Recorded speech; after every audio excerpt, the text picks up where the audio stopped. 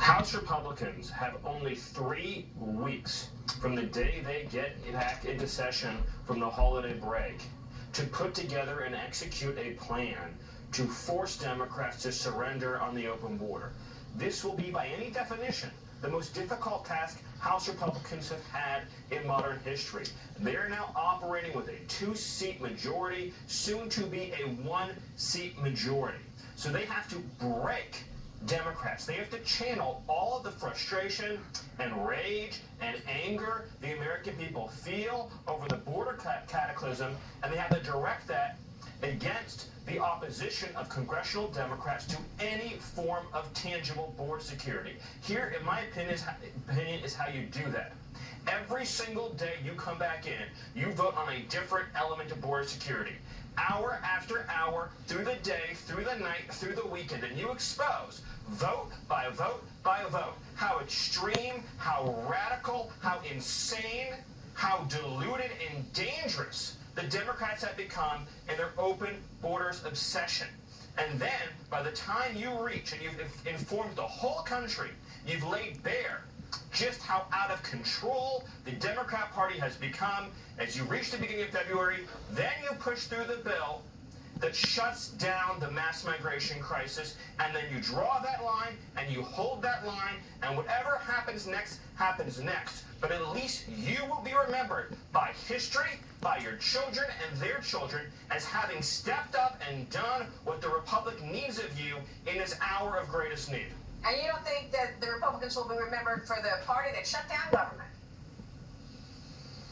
They will be remembered, not just now, but they'll be remembered for generations to come if they make this stand of having realized that Joe Biden's open border is the end of our republic. Absolutely. Our republic cannot survive with this pace and this scale, folks, and this speed. This should be listened to and followed through on. We need to stop the border crossings will be ripped apart and not repaired. if we want a country. You're feeling it firsthand in Arizona. Tell us what you're seeing. Oh, I was just in the airport the other day, and it looks like a refugee encampment. I'm not kidding. There's that many people who are here illegally in the airports right now. They've got their Ziploc baggie full of papers, their brand new phone, gift card with a little cash on it, and they're heading to a city near you. This is the largest human smuggling operation I think we've ever seen in history. And our U.S. government, our tax dollars are funding it. Are paying for it. Immediately, I agree with While Stephen. we're broke. We need to get our Republicans together, and we can't lose a single vote. And we need to Republicans and conservative Democrats. And let these people Democrats with a brain. We're not going to take this invasion at our border any longer. The people are counting. They're counting on the House of Representatives to do the right thing. They're counting on Washington, D.C., the Republicans to do the right thing. I don't believe we can count on the Democrats to do the right thing. They're the ones who have facilitated this. They're the ones like my opponent, Ruben Gallego, who's voted numerous times against the wall. I mean, for goodness sakes, Joe Biden, we had $300 million of materials to build the wall, ready to go. It would have taken just a few weeks, and he stopped that whole process and basically gave that material away for pennies on the dollar. The American people are desperate for help. Do you think, Carrie, this is resonating with people, though? There is a real opportunity for the Republicans to take the majority in the Senate. You are running for that seat in Arizona. Is this the issue that is going to turn that? I think it is the issue. I think it's been the issue. I think the Republicans and a lot of the politicians are now just finally catching up. The American people have been watching this, horrified, seeing the video. Absolutely. Last week we saw a bunch of politicians go down and take a look at the problem on the border as if they haven't known how bad it is. Have they not been seeing the same videos we're seeing? Glad they did it, but I'd rather them back in D.C. getting to work, like Stephen said, immediately, working every single day, every single minute of the day to stop this invasion. It's taxing our hospitals, it's taxing our social services, our schools are going to be busting at the seams, and it's going to be hurting our children trying to learn. The American people, the poor and middle-class American people, are the ones struggling the most with this. Yeah, and Stephen, President Trump came out with a whole list of items on his list of rigged and stolen election. back on for 2020. Very few people want to go back and investigate what 2020 looked like and what happened here. My question to you is, what are the Republicans doing now to ensure that the 2024 presidential election is fair and free?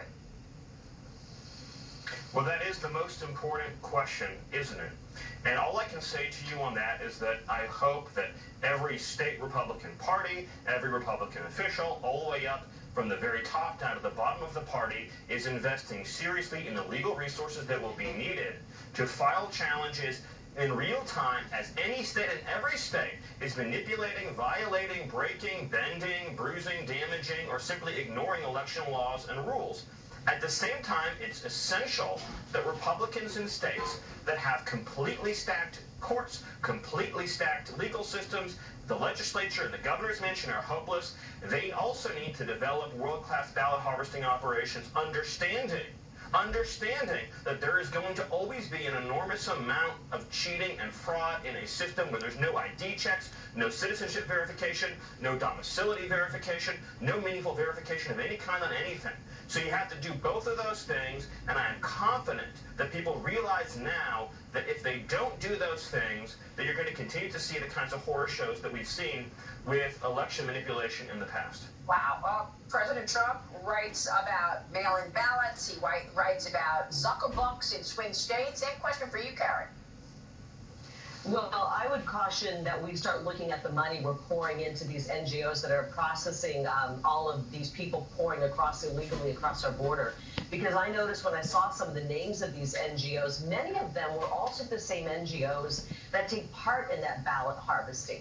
So how do we know the money's really going to process these people? Frankly, the money should be going to building the wall and stopping people from coming over. But this is just an awful lot of money being poured in by Democrats to the NGOs and these organizations to process people coming across illegally. And we know that they're going to, in some states, get these people signed up to vote. That's illegal. It's going to happen. So we have a perfect storm kind of starting up right now. The Democrats realize they can't win with their dead-end, disastrous policies. The American people don't want it. They can't win. They can't beat President Trump, so they're trying to tie him up in court. They're up to the highest level of shenanigans I've ever seen as we go into this election. Wow. And the people have to start demanding more of their elected officials. Absolutely. To do something about it. And Stephen, the rumor is that the Democrats are going to pull Michelle Obama out of the hat during their Democrat convention this summer. Boy, I made that mistake one time with Obama. Geez, shamefully. When they are incapacitated by a frail, we don't need another ultra-liberal communist. Joe Biden. But what we do know is that we are witnessing election interference now in real time on two fronts. They're trying to imprison, bankrupt, and destroy Donald Trump using the awesome power of the state like something out of a failed third world country.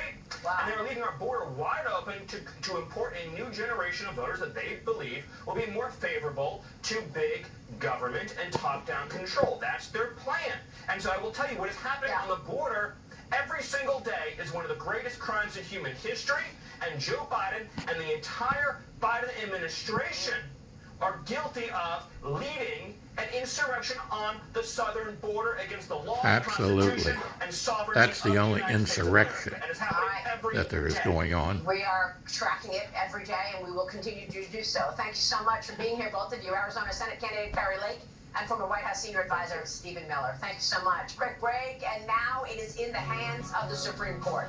The highs in Trump's appeal to Democrat-led Colorado, banning the 45th president from the state's ballot, with oral arguments set to begin on February 8th, as a former CIA analyst warns of potential election interference from the intelligence community this November. Former Director of National Intelligence John Ratcliffe, who has exposed both domestic and foreign election interference right here on this program, with analysis when we come back. Stay with states' ballots. Georgetown's law professor and Fox News contributor Jonathan Turley sounds the alarm. Writing in the New York Post, it's not just Trump. Democrats are moving to bar Republicans from ballots nationwide.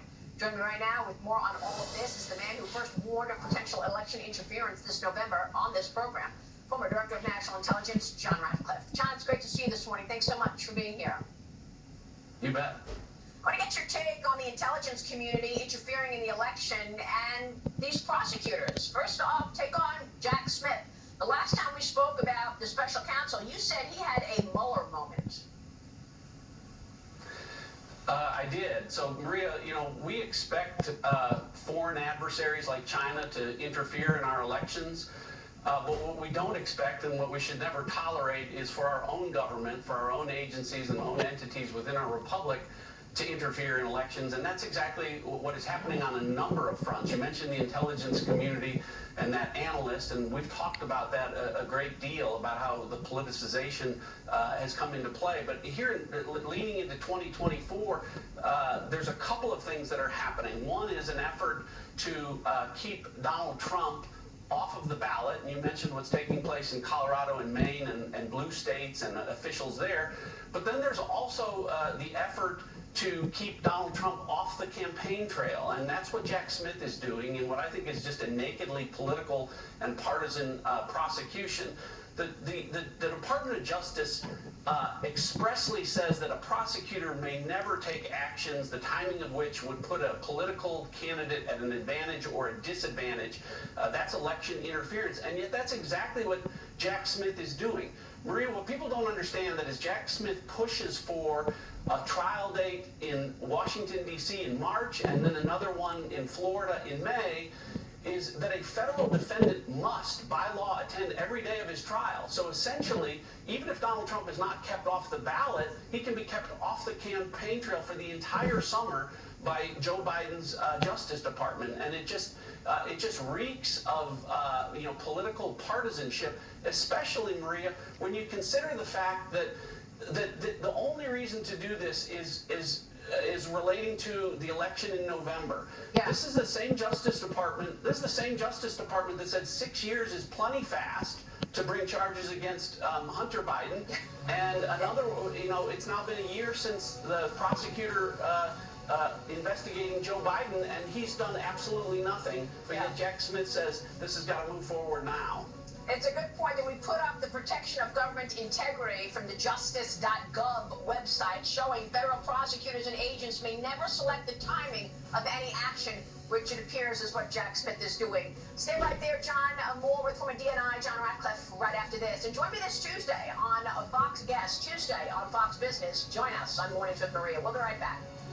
Welcome back. I'm back with the former Director of National Intelligence, John Ratcliffe. And John, you've talked a lot about election interference, both foreign as well as domestic. Talked about Jack Smith. I want to get your take on how the Supreme Court is going to rule on this immunity case. But also there's China. China, you say, did meddle in the 2020 election and will do it in 2024. Yeah, they very clearly did. The intelligence community has assessed that and said that they will intensify. And one of the concerns that we have is they'll do the same things they did before. But Maria, there's been a 1,000% increase in the number of Chinese nationals coming across our border. 5,000 were caught just in the month of November. 85% of those are single men of military age. So the real question there is, what percentage of those are here on PLA or PRC orders to intensify, as the IC says, efforts to interfere in the election? With respect to what's happening with Colorado, look, Jack Smith, who's the most aggressive prosecutor, as I talked about, even he couldn't bring charges for insurrection against Donald Trump. So when a federal grand jury passes on it, but the state of Colorado or Maine or anyone else says we're going to come up with our own process, make our own determination, that's why the Supreme Court took this up and why the Supreme Court will strike it down. All right, we're going to be watching that. This is important. John, good to see you. John Ratcliffe joining us. Thank you so much. That'll do it for us this Sunday Morning Futures. I'll see you tomorrow on Fox Business. Stay with us right here. Morning.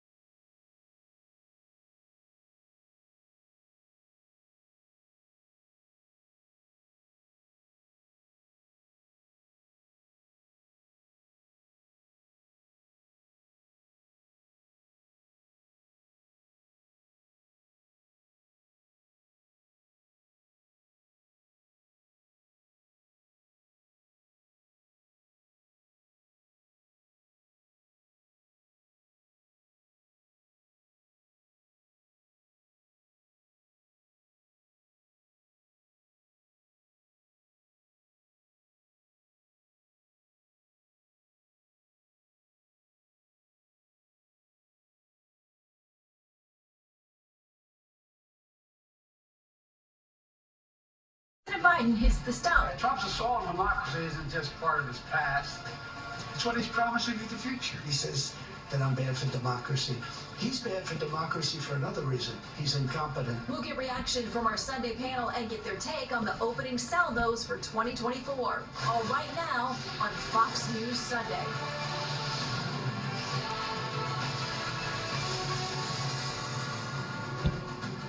Hello from Fox News in Washington. Fresh off the highest single month of illegal crossings in U.S. history, the pressure to pass sweeping border security reforms attached to aid for Israel and Ukraine gears up as the clock ticks towards a potential government shutdown.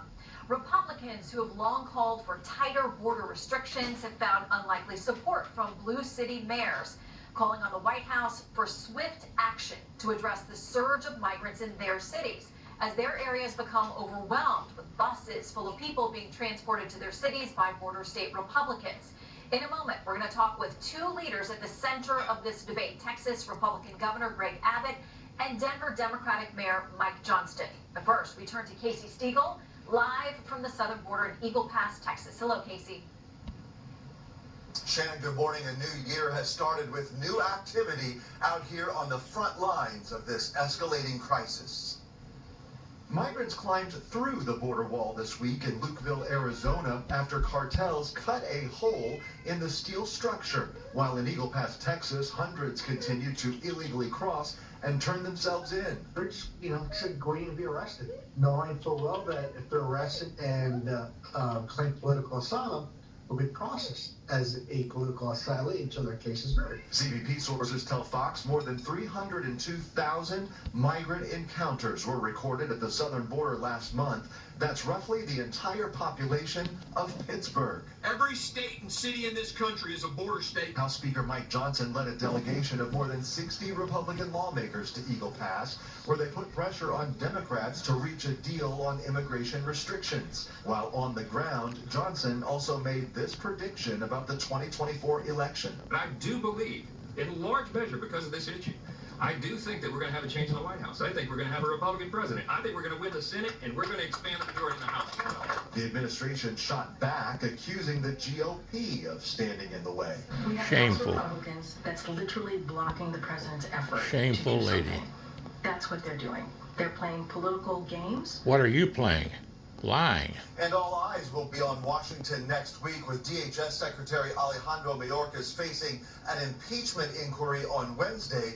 But first, He should be impeached. Back down here to Eagle Pass for another operational visit scheduled for tomorrow. Shannon? We know you'll have us covered on that. Casey Stiegel, live at the southern border. Thank you, Casey. Joining us now, Texas Republican Governor Greg Abbott. Governor, welcome back to Fox News Sunday. An honest man. Let's start here. You know we've got the lead negotiator for the GOP in the Senate coming up, Senator James Lankford.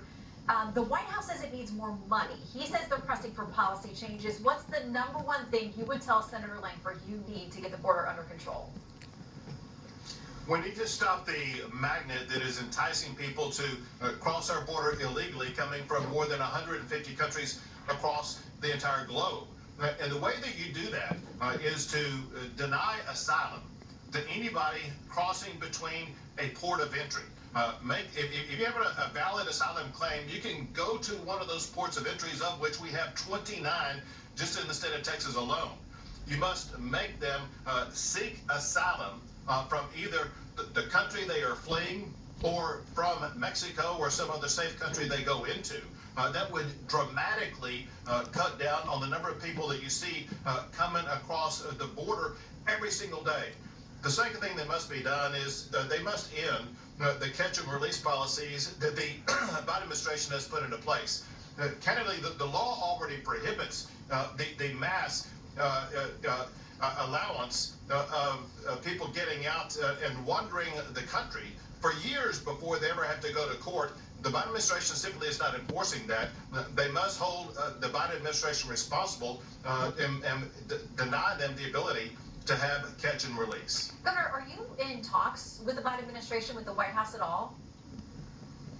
So, Shannon, know this, and that is I provided 8 letters to the Biden administration, which includes the president and Mayorkas, and I personally handed a letter to President Biden and to Secretary Mayorkas when they showed up in El Paso, Texas, outlining 5 things that they could do that would eliminate the crisis at the border. Shannon, in response to all 8 of those letters, I've heard absolutely nothing from the Biden administration. Okay, you have heard from New York City, where the mayor there has announced a lawsuit. He says the tens of thousands of people that have been bussed in by you to his city, it's overwhelmed. And so they've announced this lawsuit this week that is against the bus companies that brought the people there. They're citing this New York law that says any person who knowingly brings or causes to be brought a needy person from out of the state into the state for the purpose of making him a public charge is going to be guilty of a misdemeanor. They talk about fines, and it goes on to say they have to support them at their own expense. So they're suing these 17 bus companies for more than $700 million. You're not a party to this, but do you worry that this is an attempt to shut down companies that would do business with the state of Texas, and scare away other companies from doing that? And will you get involved at all with the defense legally of these companies? Well, for one, there's no worry whatsoever for several reasons. One is it's a joke. It's really a political statement by the mayor of New York. You know, you talked about what the purpose was of that statute. On the face of the statute alone, that's not the purpose why the buses are moving people to New York City. Second, what the mayor did, the mayor sued the wrong party. If the mayor really is trying to cut down on the number of illegal immigrants coming into New York, he needs to be suing Joe Biden, not these bus companies, because it's Joe Biden and Joe Biden's policies that's causing the massive multi-million influx into the United States that leads to many of them wanting to go to New York. The third thing I will tell you, and that is the lawsuit is completely legally baseless, and the mayor is going to lose very badly for this very specific reason, and that is everybody who is bused to or planed to New York is already authorized by the Biden administration to be within the United States legally. And because of that, that means that they have the legal right to travel wherever they want in the United States, and the lawsuit by the mayor violates the United States Constitutions in several respects, and the mayor is going to lose and lose badly, and I hope he is forced to pay the legal fees for the cost of anybody having to defend against that lawsuit. So that's just one of the many lawsuits we'll be tracking in conjunction with what's happening at the border. The DOJ is also suing the state of Texas over new law that you've passed there that would allow police officers and law enforcement to arrest people who are in the state of Texas after crossing in illegally from Mexico, would even give some state officials the ability to remove or to deport them. But what the DOJ is reporting to, they're pointing to what the Supreme Court did, a case I covered back in 2012, when Arizona had a similar state law. They shut it down. They said essentially that the purview of immigration and handling the border is left to the federal government, and states can't get involved here. What's your argument for overturning that precedent with this law? Well, I have 3 arguments to make sure that we are going to win that case. But first, I got to point out that this is just one of many lawsuits that Joe Biden is filing against the state of Texas. They filed to eliminate the buoys that we put in the water that would deny illegal entry into the state of Texas. We are in the United States Supreme Court right now, where Joe Biden is begging the United States Supreme Court to allow the Border Patrol to cut the more than 100 miles of razor wire that we put up that denies illegal entry into the state of Texas. And now they're suing to stop this new law that I signed. This law was crafted in a way to ensure that it was going to be constitutional. First, it's drafted in a way that does not conflict with federal law. The Arizona law did conflict with federal law. The state of Texas law does not conflict with federal law, and hence that's one reason why we will avoid the preemption allegation made by the federal government. The second one is preemption does not apply because the federal government is refusing to enforce the laws passed by Congress, because they are not enforcing the laws passed by Congress. The law that we pass simply enforces the laws passed by Congress. Shannon, the third reason why the Texas case is different than the Arizona case is we are relying upon preemption ourselves under Article 4, Section 4, and Article 1, Section 10 of the United States Constitution that authorizes Texas to do this. Okay, you talk about it that Texas is not taking over what the feds would be doing, but they essentially you are. If you're going to arrest people in Texas for being here illegally, then that's their purview when it comes to deciding who to deport and how to handle immigration and the border. They say there is a direct crossover with what Texas is doing. Well, Shannon, there's not. Listen, you and I are both lawyers, and you know what I'm about to talk about. Hopefully, we will not lose the audience here, but they rely upon what's called field preemption. And what that means is that the laws passed by Congress preempt the field or the totality of the ability for states to do something different. However, that field preemption that the federal government is relying upon presumes that the federal government will be enforcing the law passed by Congress. And in this they are case, not. The federal government is not enforcing the laws passed by Congress. In fact, they're acting contrary to the laws passed by Congress. That creates the opening for Texas to be able to enact a law that simply enforces the very same laws passed by the United States Congress. All right, well, Governor, I'll track that. We'll see if it comes and winds up here at the Supreme Court, as that Arizona law did. We're tracking the razor wire case, too. Governor, thanks for your time. Thank you, Shannon. Joining us now, Denver Democratic Mayor Mike Johnston. Mayor, welcome to Fox News Sunday. Thank you so much for having me. Good morning, Shannon. Okay, so let's start here. Texas has sent tens of thousands of people, bus them to Denver, where you're now dealing with that situation. You've talked about how overwhelming it is there. We'll get into some of the things that you're requesting, work permits and those kinds of things. But there's word now that Denver is also giving people one-way tickets to places like Chicago, like New York. Those mayors have said, we can't take people, we're overwhelmed. So knowing the strain you've got there in Denver, why then send people onto these other cities as well? Sure, Shannon. Just one thing, listen to the governor's point. I think I spend a lot of time each day talking to our newcomers that have arrived in Denver, and it's important to understand these stories. These are folks almost all from Venezuela. They've walked 3,000 miles. It's taken probably 3 or 4 months. Many of them are women with kids. These are professionals. These are school principals and engineers, and a woman I talked to who was a police officer who refused to tear gas people in her own country and so was threatened to be killed by her state and so fled. Right? These are the definition of what the Statute of Liberty says on send us your huddled masses yearning to breathe free. Those are the stories we see every day, and they are tragic. And at the same time, I understand Governor Abbott's point. We agree no one state or no one city should be expected to carry the entire weight of this arrival, but these are human beings with real suffering. Well, they need to come legally, sir.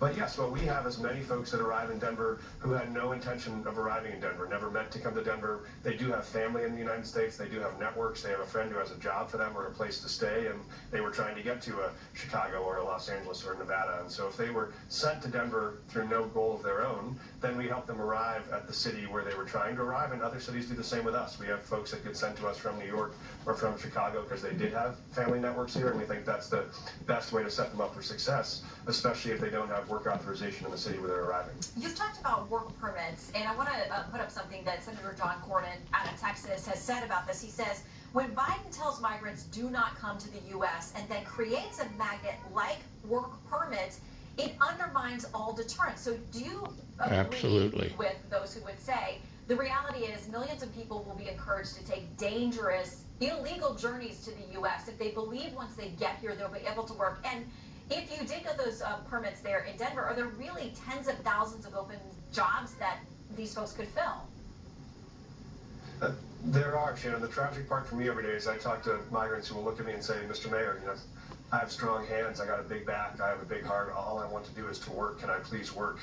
And at the same time, I have CEOs who call me every day and say, we got hundreds of open jobs, restaurants, hotels, landscape, construction, all of these industries are massively understaffed, and conservative CEOs who want to be able to hire those people. And our challenge is, there's nothing more un-American than looking a hard worker in the face and saying, please, please don't work here in America, just sit and let the government support you. That is the opposite of what these individuals want and what we want, and I don't want to... Well, stop the government from supporting them. Goodness gracious. The administration will stand up and say, don't get here come, legally. which the Vice President says repeatedly. And then when they get this message, of course, if there's an economic opportunity here, they will come, regardless of their legal status when they get here. I think it is absolutely in the purview of the Congress to figure out what they want their admission policy to be based on what we think our capacity is to support those arrivals. I can tell you we have far more open jobs right now than we have arrivals, I think, but what we know is this works if you coordinate that entry. You know, if you have cities and states who collaborate the same way we did when we brought in refugees from Ukraine or refugees from Afghanistan. We identified cities that had capacity. We brought them in with work authorization. We gave them some federal support, and those people have succeeded tremendously. I mean, the great untold story here is the city of Chicago has more Ukrainian asylum seekers who arrived in the last year than Venezuelans, and you couldn't find a single one of them if you looked in Chicago because they all have work authorization, they have jobs, they're in neighborhoods contributing because they have that infrastructure. So I'm actually hopeful that this is really a solvable problem, and I think that we can solve it. It just takes us working together to do it. Well, you also know in Chicago, a lot of the local residents there have now begun to speak out in very heated meetings and public events saying they cannot manage this, that the city is being overwhelmed, their schools, their parks, their shelters. People are very angry with leadership there because it isn't being managed well. I know for you in Denver, you've said this could impact 10 to 15% of your budget in the next year, $180 million to try to care for people in a responsible, humane way. What do you then tell the taxpayers of Denver about what's going to get cut in order for that to happen? I agree with you, Shannon. It is unsustainable in the current structure. When we have 30 or 40,000 people arriving without work authorization, without federal support, it is going to be a huge strain on cities. But that doesn't mean we can't solve it. We could solve it if we actually had work authorization for folks that came, if we had resources at the border so that you could adjudicate these asylum claims faster. We have folks that arrive in Denver and their court dates are 2029. It's 5 years out because the courts are so backlogged. If you could put capacity at the border to administer these asylum claims in 30 or 60 days, decide who has a valid claim, and then send them to interior cities with work authorization, even while they're waiting to hear that claim, we could put them to work, we could solve this. And what I always say is there's a direct relationship. The more work authorization the federal government gives us, the less federal resources they give us. If you send us someone to Denver who has to wait 6 years for a court hearing and they can't work in the meantime, we're going to need almost endless amounts. Don't you get it? The federal government is in extensive debt. You've got to find who's going to pay. And as you said, trying to You're shifting it off from your city to the federal government. It all comes back to Thanks for having me. outrage building here in Washington over an extraordinary breach of protocol. The Ridiculous. Pentagon waiting 3.5 days to tell the White House that Defense This guy Secretary can't even Lloyd communicate Austin was hospitalized in intensive to care, and even longer the to tell country Congress and that the he's public. disabled. We're going to get reaction from GOP Senator James Goodness Langford, who gracious. sits on the Intel Sad. and Homeland Security committees. He's live next. House learned the news Thursday. Congress and the public didn't find out until Friday. In a statement released last night, Austin says, quote, I recognize I could have done a better job ensuring that public was appropriately informed. I commit to doing better. The Pentagon Press Association had said Friday the public has a right to know when U.S. cabinet members are hospitalized. As the nation's top defense leader, Secretary Austin has no claim to privacy in this situation. Joining me now to talk about that and much more, Senator James Langford of Oklahoma. Senator, welcome to the show. You sit on the Intel Committee. When did you get word of this, and do you think we should have known more sooner? I got word of this yesterday when the news started breaking to be able to come out on it. It's pretty shocking on this because when you're the Secretary of Defense, you need to make everyone aware that you're actually going to be out of pocket. It's worse than just he didn't notify the White House. They actually notified the White House and everyone else that he was working from home during that time period when he was actually hospitalized, and his number 2 was on vacation and not available as well. Even apparently the National Security Council didn't know it, the White House didn't know it, Congress didn't know it. We're at a time of a lot of turmoil internationally, and suddenly have the Secretary of Defense, more than just a matter of wasn't there, actually sent over false information saying I'm working from home when he's not actually available at all. That's a whole different Typical issue. Biden He says he takes administration responsibility for the disclosure, so I'm sure there will be many more questions to come. In the meantime, you've been day after day after day been involved in negotiations on what's happening with the border deal. The administration says it needs more money. Republicans have been pushing for policy change. So can you tell us, are you getting to substantive changes that will actually mean something at the border? And when will we see text or know something more? So we're hoping to get text out about later on this week, but nothing's been done in this area for decades. As you know full well, the Biden administration has authorities they're choosing not to use But even during the Trump administration, they struggled in certain years because they're limited in some of the authorities that are there. So there's a desperate need in the change in the way we handle asylum, in the process that we actually do for asylum. We've got to in, catch, and release. That means we've got to have more bed space to actually be able to process. We've got to have more people to be able to process, but we've got to fix the process as well. So it's not just a dollars issue. And I would tell you the House and the Senate Republicans have been very upset that the White House continues to say, if you send us more money, we'll fix this. When money has been sent to the White House, they've used that money to facilitate more people coming into the country rather than actually stopping the flow. Absolutely. So let's deal with the policy issues on it. Let's change catch and release. Let's change the way we're handling asylum so that real asylees get in and folks that are just gaming the system to be able to be here for a decade before their hearing is done, they're actually turned around. So Absolutely. Text hopefully this week to be able to get that out. Everybody will have time to be able to read it and go through it. No one's going to be jammed in this process, but it's a matter of trying to be able to get this out. But to make law, we've got to have a Democrat Senate, a Democrat White House, and a Republican House to be able to go through this. So this agreement has to work. Everyone's counting on this actually working, but it's going to have to be agreement that a White House, that it's a Democrat White House and a Democrat Senate can also line up with a Republican House, and we're working to thread that needle for things that actually work. Yeah, and it sounds like it's going to be a very difficult thing to accomplish. Speaker Johnson, who was at the border this week and took dozens of House lawmakers down there, all Republican, there are reports that he's thinking about negotiating directly with the White House. How would that impact what you're doing? And is the greater concern that even if you get a deal done in the Senate, it can't get through the House GOP, where you have some folks over there making some very concrete demands about what it's going to take to get their vote? Yeah, I would say the Speaker should always be engaging with the White House. That should be the basic role of the Speaker and of the leader of the Senate, to be able to negotiate with the White House. Obviously, the House has not been heard. They passed a very strong bill, it was H.R. 2, that laid out principles of here's how to resolve the issues of the border.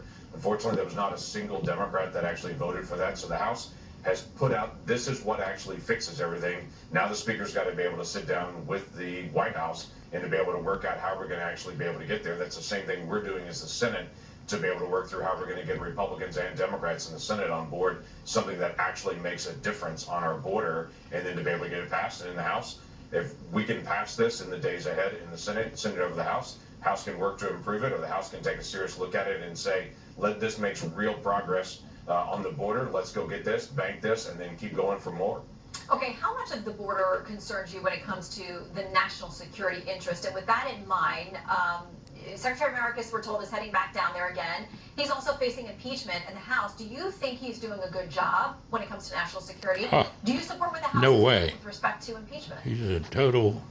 Well, I would tell you at this point, I don't think anyone sees that it's going well at the border. I don't think Republicans, Democrats, Independents, anyone that looks at the border and says that's going well, that's being handled well. The problem that Secretary Mayorkas has is that he's working for the President of the United States, and these are the President's policies.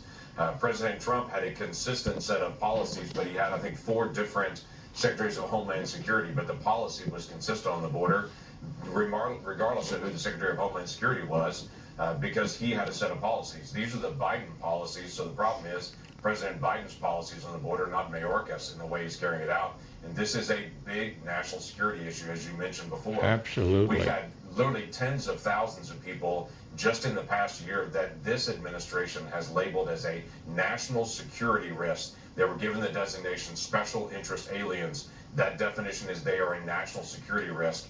And then they were released into the country into this decade-long backlog. Devastating. That is a terrible idea to be able to do. I tell you what, folks, this is ridiculous. That don't qualify for asylum. We better do something about this, or we're not going to have a country, period. Just being released in the country in this backlog. We also know that there are people a Justice Department that's gone berserk and have been labeled by this White House as this, that are being released in the country, and we literally have no idea where they are. Okay, with that in mind, Secretary Mayorkas says he's been advising your group. I don't know if you've been meeting with him face to face or having conversations, but how in the world does he respond to that information, the reality of it? Yeah, he is not actually doing this policy. He is actually providing what's called technical assistance in it. When we're negotiating things out, at times we have to go back to Homeland Security and say, what is operationally, how does this actually work on the ground to be able to get that? But we're driving the policy issues, but we are reaching out to him to go through technical assistance in the process as well. I would tell you, he has said several times, give me more authorities and I'll take this on. At this point, we're going to test it out and try to make sure of that, because the biggest thing we can do is actually try to have mandates in this, that we actually enforce the border, and to be able to take on the issue of how we actually handle asylum again. Because this has been a big problem now for over a decade. It does not get better by doing nothing. It gets better by doing something. Congress has to pass something, and after decades of doing nothing in this, we've got to pass something to make this better. Well, and quickly, this is all tied to the bigger package the White House wants on aid for Ukraine and for Israel. We're looking at a potential government shutdown looming in the next couple of weeks against this backdrop. Your other negotiator on this, Democrat Chris Murphy, Senator, has said this, the fate of the world is at stake in these talks. He tweeted this on Christmas Day. It's up to Republicans in Congress whether this is the last Christmas in a free Ukraine. The fate of the world, is that how this feels to you? Well, there's a lot that's all tied up into this. The president put together a request for national security and did a request for Israel, Ukraine, what's happening in Indo-Pacific with a rising, more aggressive China, and then also border security. But at the same time, he said, you know, we just need funds for all that. We responded back and said, we understand the funds for Israel, we understand the funds in Taiwan, the funds in Ukraine, but this is not a funding issue along the border. This is a policy issue, and we're demanding a real change in policy. We're Stick with the border. Not the rest of the world. We're the role model for the world on freedom. We understand that engagement as who we are as the United States of America, but we also have a responsibility to protect our own country, and we're going to do that. Senator, thank you for the update. We'll watch for that text this week. Appreciate your time. Pretty clear, folks. Thank you. Vote Republican.